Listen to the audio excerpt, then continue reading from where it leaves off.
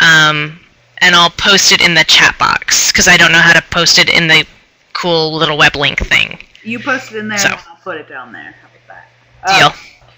Deal. So one of the tools that may be helpful, particularly if you're someone who wants to talk about the Trayvon Martin stuff, or if you just want to talk about kind of crap injustice in general, it could be that there's something going on in your local region that makes you feel like injustice is happening. The Amos text this week, I think, is a really good place to kind of center yourself in that. I know a lot of people don't like to spend their time preaching on the Old Testament text because very few of us are scholars, and the history can become really cumbersome because you kind of have to remember what was going on with the ancient Israelites at that time, and then what kind of the metaphors mean in context with their political insights. If you think of Amos as a book that's kind of written during Assyrian captivity of this time when it was the people kind of being the least faithful you could imagine ancient Israelites being, of kind of what the Torah history talks about in terms of people being able to kind of follow God's wishes for them. I put a web link on the side that talks about the book of Amos. You can read deeper about this history and get better facts than I certainly give you.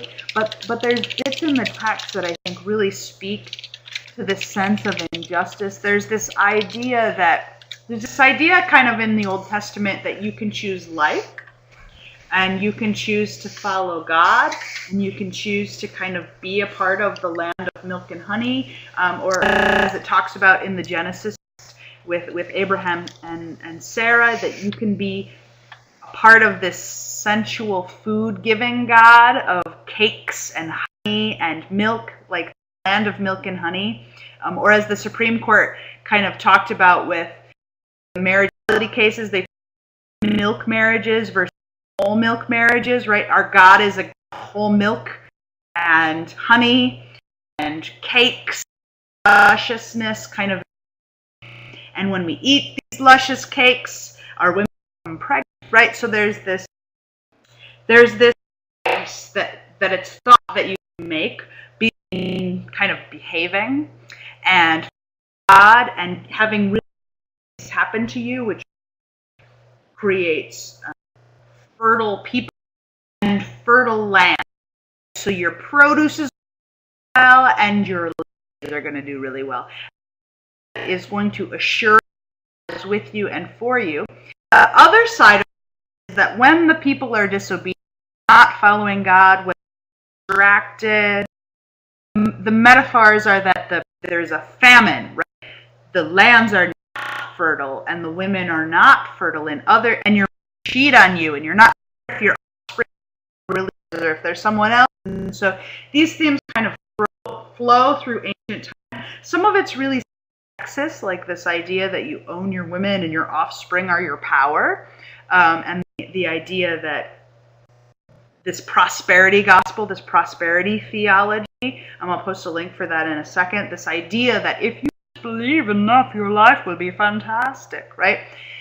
There's many affluent communities that preach that. Those pastors become very affluent because people often give all of their money to types of ministries. It proves true for those pastors and those televangelist networks, right? They become prosperous by talking about that. But we live in a world that's a little less that when you behave to you and when you don't behave happen to you, right? We all have experiences of when that's just not true. And for many of us, when we think of a study that does suck, people have told us that in the past. Well, if only you were like me, then your life would be great. As I crush your soul and your economy and your jobs. And not everyone's horrible who has the but you know what I'm saying. So it tends to be people who have prosperous lives that use text about prosperity and God granting you prosperity to kind of affirm their ability to keep money. They tend to pay less attention to the texts that happen where Jesus is saying, sell all of your money, sell all of your land, and give it to the poor. That's really what you need to do. But those of us who are poor tend to focus more on those texts than the ones that say good things will come to you. So there's space for all of us. It's a very diverse biblical text. But so knowing that all of those things kind of exist in the readings, this Amos text is particularly for kind of this time when the Trayvon Martin killings are something that our communities are talking about, that people are protesting kind of all over the space. It's something that you can kind of pull out, right? The last two lectionary cycles, you've been given an option. You can choose the Old Testament text that says fantastic things are happening and that means God loves us, or you can choose the text that says we are not doing enough and that means God's pissed off and here's the consequences of that. And so last week that was an option, and this week that's another option. But the Amos text kind of has this beautiful song, and I've underlined it in verse 3 there. The songs of the temple shall become the wailing in that day. The dead bodies shall be many, cast out in every place. And there's this really great text if you are a homeless pastor like I am and you spend your entire ministry feeding the hungry. This really great, like, people are buying the sandals of silver of the needy and selling people into slavery, and they're horrible, and why don't they spend their money in godly ways? And so this is a great text to be like, yay, feed the poor, help the homeless. There's a little bit in that verse 8 about selling people out for bits of silver. That's a reference to kind of the story of Judas that's coming up, where he gets a few bits of silver to sell out Jesus. So you kind of see this story echo in the gospel texts that are closer to Lent, which is the time where Jesus is dying, for those of you who aren't sure what Lent is. But I just love this idea. Shall not the land tremble on this account, and everyone mourn who lives in it? And the rise of the Nile, remember the Nile River is where they thought life first happened, first human beings are, and where creation happened. It's the most powerful river ever, and the Nile's going to flood, and it's going to wipe out all of these kind of civilizations that have oppressed us, but it's also going to grow fruit because it's the flooding that makes the famine end. So there's this great way that Amos kind of gets our pissed offness. That's not correct grammar, but it makes sense right now, right? It gets the way that we're frustrated that injustice happens in the world, and it longs for reconciliation. It longs for justice to happen. And so there's something really particularly beautiful in this Amos text. Kind of sounds like a scolding Jesus in the temple. Again, he probably from these texts. He kind of was a good rabbi. He kind of knew these justice texts pretty well. But there's something really interesting in this that I think speaks to us in this time of people feeling a bit of unrest, whatever it is, you know. And so if you're a pastor out there and you're working on your sermon, summer, a great time to pretend you are always prophetic and pushing people towards justice because not as many people are going to be in church. Take a stab at saying something really, feed the poor, or God be pissed. Don't say it nicer. Say it with, don't use the word pissed. Older folk don't like it. But you know what I'm talking about. Take that ethos and that passion and try it out. Why not? It's better than bread of heaven text for 6 weeks, right? So the end. Yeah, no, that was just my geeky side note to pastors. But I think there's a little something in this Amos text that can be helpful if you're interested in talking about injustice. That's my really long way of saying it. What do you think, Amanda? I hear you and concur. And for pastors who haven't, I think preaching social justice texts and preaching prophetic sermons is really, really scary for the first time or two that you do it. I mean, I think, being a prophet is not something I wish on anybody ever. Yeah, it's happened. I've been there too, and it's not that that you want to wish on anyone, because prophets are never welcome in their hometown, which means nobody who they're speaking to really wants to hear what they have to say, because in our current use of the word prophet, we kind of think of like fortune tellers and foretellers and that kind of a thing. That's not prophets in the understanding from our scriptures, and prophets kind of, I think how I view it, and in the calling that Megan experiences, I definitely would give Megan that title as a prophet for our modern church. I'm sorry, Megan. I really am sorry. But is that prophets are truth tellers. And a story that a friend of mine talked about a young man that she has known since she was very little. He was very little. He said, I don't like you because you tell me the hard truth. And he was crying when he said this. Like, you tell me the hard truth, and I don't like you for it. And that's pretty much what prophets do. Prophets tell you the hard truth, the truth that you don't really want to hear, the stuff that convicts us, the stuff that really holds up the mirror and shows us our owies. So Megan has typed, so for the iPod audience, I haven't read it yet, but I'm going to read it. Truth tellers are probably mentally ill based on today's psychological standards. So truth tellers in our modern day society, many of us have the filter that we don't actually say the hard truths when they come, and we see the hard truth and we don't say it to people because we're afraid of the repercussions that come. Folks like Megan, who live on the autistic spectrum, and others who have that kind of a situation, find themselves speaking the hard truths without recognizing they're doing it, perhaps until after. It's not a bad thing. Truth tellers are important. Truth tellers matter. And where am I going with all of this? I guess just to give a different understanding of what the word prophet is. But for the pastor, here's where I was going. For the pastor who has not done this before, who has not spoken the hard truth, it's easier to leave it to the interim pastor after you leave. I totally get that. Like, interim pastors, that's what your job kind of is to tell the hard truths. Interim pastors are those, they're like the rebound pastors. For congregations, like we all have rebound significant others.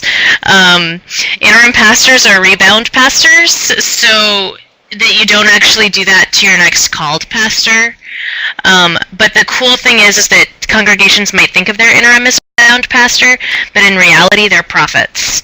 They're truth tellers, and they're hard truth tellers. So they can look at a congregation and they can tell them the hard truths that congregations need to know and need to hear. So it's take the risk. If you haven't done a prophetic sermon yet, if you haven't looked at your congregation and told them a hard truth about something yet, summer isn't a bad time to do it. Give it a whirl. If anybody is seriously upset with you, you've got time to fix it before Early Sunday right now. Your Sunday school classes aren't going on, so you've got a little bit of time that you can kind of mend bridges and spend some good coffee time with people to kind of mend bridges. But, we are called to comfort the afflicted and afflict the comfortable. And as much as we are called to be pastoral and to comfort our people and to walk with them through whatever it is that they need to be walked with, we're also called to challenge them. And texts like this and times like this give us an opportunity to do that.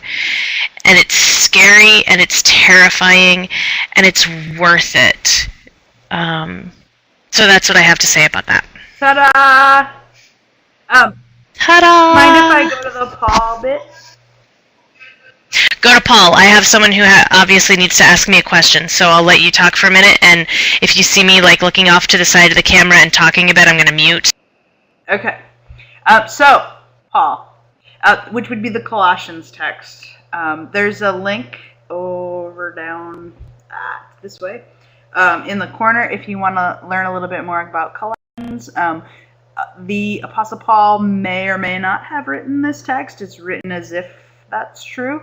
But it's thought by most scholars to probably not be by him. There's part of the reason that that's true is there's, I think, 48 words in the Greek that's used in this letter that he doesn't use anywhere else in his writings, and a lot of the gospel texts are kind of repeat word users. It also doesn't follow the kind of typical Paul formula, which is kind of start by saying, "Greetings, my name is Paul, and praise you in Christ," which is kind of that opening line that some pastors will use at the beginning of their sermons, "Grace and peace to you."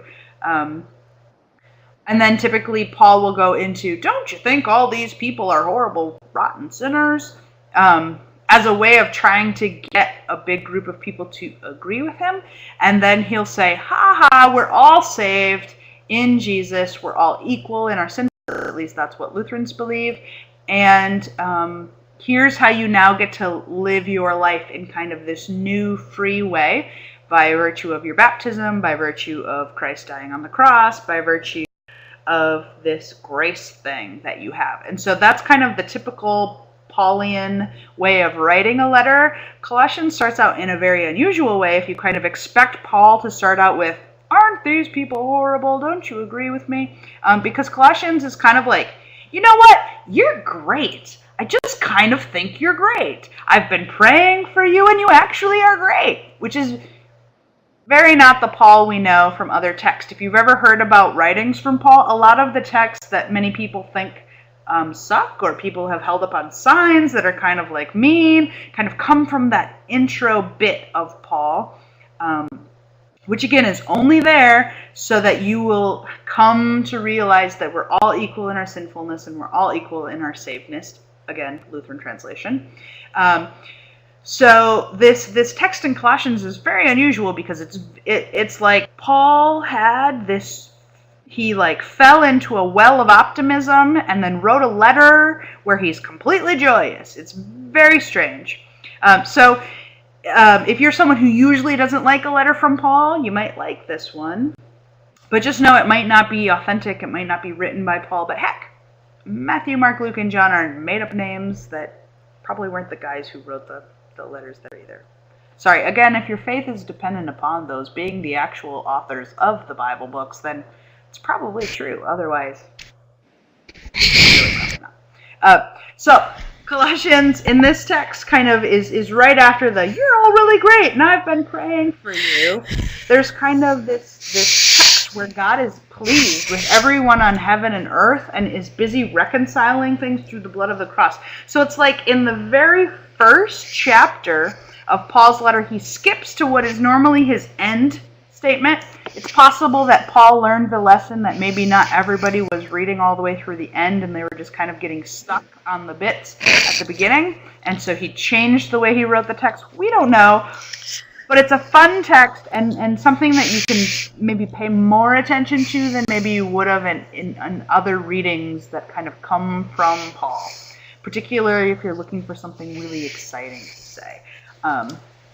The warning that I would give you about these texts is that Paul sometimes will talk about the idea of suffering for the sake of other people, or that we model the suffering of Jesus as a part of our being in the world, as a part of our way of being good Christians, and what Paul is not. Okay, Paul probably is asking us to do this, but I'm going to pretend like he's not asking us to do that because it's not very healthy, right? So this early idea of early Christians that if you got murdered or if you suffered a lot, then you were an awesome Christian. One of the big reasons they had to sell that to people is because if you worshipped Christianity, which typically happened in caves because you were afraid of people murdering you during the middle of the Eucharist, which just means communion. So because it was a very violent and brutal time, all the way up to 323, I think is the date, when finally Christianity gained some acceptance from the powers that be, and they stopped killing people in mass. it was a really difficult thing to be a Christian, and so they kind of had to do a pep talk for people to like continue and suffer, like be a part of this faith, even though it's going to really suck in your political life, in your financial life, in your employment life. And so they kind of had to do a pep talk to talk people into it. And so there was a way in which, yes, you had to suffer for what you were up to. If you are privileged, like us, to live in the United States and you don't get, beat up as much as happening in Egypt right now for Christians, this requirement that you suffer is not historically necessary anymore, and in the past has been something that people have been used to do great damage to themselves, whether it was to change the beautiful way that God created them and to try to like not be gay anymore, or to early monastic people would hit themselves with whips every time they had a bad thought and believe that the like ripping of their own flesh brought God delight. We don't think that anymore, particularly as a Lutheran church.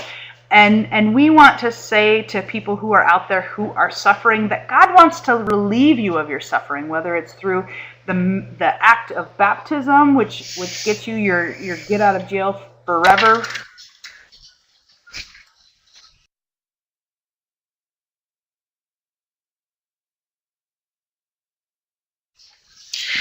free card, and etch-a-sketches everything bad that you see in the mirror in God's eyes, or whether it's through this metaphorical idea that Jesus died on the cross and therefore there's a no occupancy sign forever and there's no reason for you to recreate that act now, or if it's because we believe it can be kind of fun to go to youth gatherings and to learn about Jesus, and hymns don't have to be horrible and Bible study doesn't have to suck. Because there are ways that we want to tailor our worship and our language so that it's joyful for us to be able to participate in it, or if it's just because it's not cool. The people that we have known who have taken their own lives because they have thought God is not with them or for them. So if you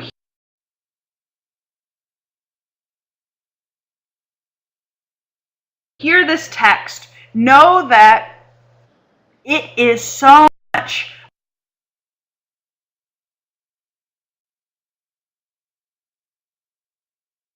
more uplifting and exciting than many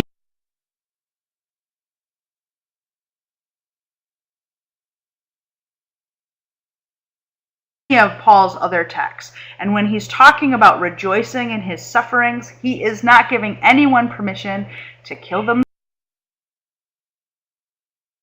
themselves or to rip their flesh apart with leather or to do any of those things, because the message is the same as the